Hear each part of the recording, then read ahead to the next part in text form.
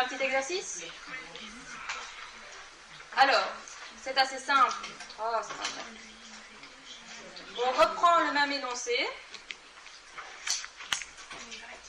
Et cette fois-ci, on vous demande de faire une corrélation multiple, et donc entre les trois variables, en se disant que notre première variable, qui était x, c'est notre VD.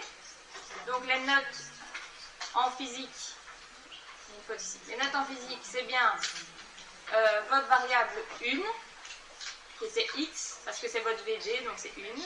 Et on met cette VD en relation avec les deux VI, donc les deux autres. Donc c'était y, z, ça devient 2 et 3.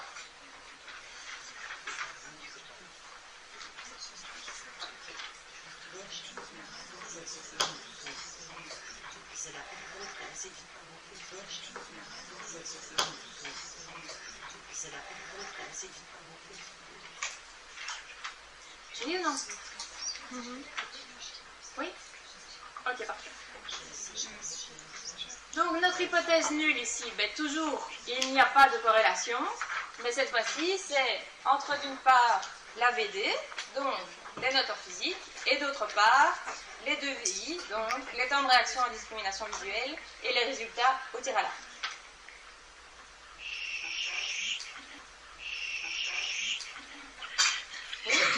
Donc tout à l'heure notre hypothèse nulle c'était il n'y a pas de corrélation entre deux variables en figeant une troisième. Ici, il n'y a pas de corrélation entre d'une part la VD et d'autre part les deux VI. Oui? Vous êtes motivé? Oui. Allez alors. On calcule la corrélation multiple. De nouveau ici on a sauté l'étape du calcul des corrélations des différents R vu qu'on les donnait dans l'énoncé. C'est pour faire ce calcul. Une fois que ça c'est fait, le plus dur est fait. Donc là, on a déjà une idée de la corrélation multiple entre nos différentes variables. 0,71, c'est déjà pas mal. On a affaire à la population, donc on calcule l'erreur type. Mais bon, comme j'ai tout mis dans la calculatrice et que j'ai voulu tout faire en reprenant là, il y a sûrement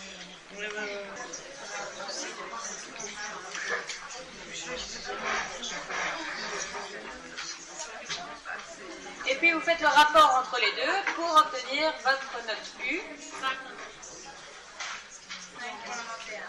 Et donc vous allez devoir conclure quoi?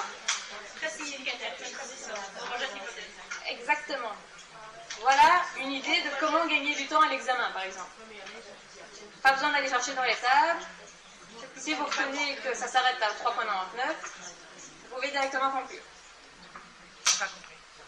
Attendez.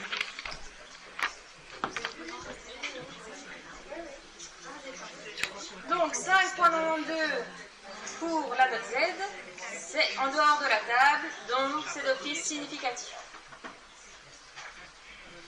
Que va-t-on conclure? On rejette l'hypothèse nulle qu'on avait proposée. On rejette l'hypothèse nulle et il y a bien une corrélation entre notre VD et les deux VI. Donc attention, ici, c'est pas effet de la VD sur les VI. Hein. C'est corrélation.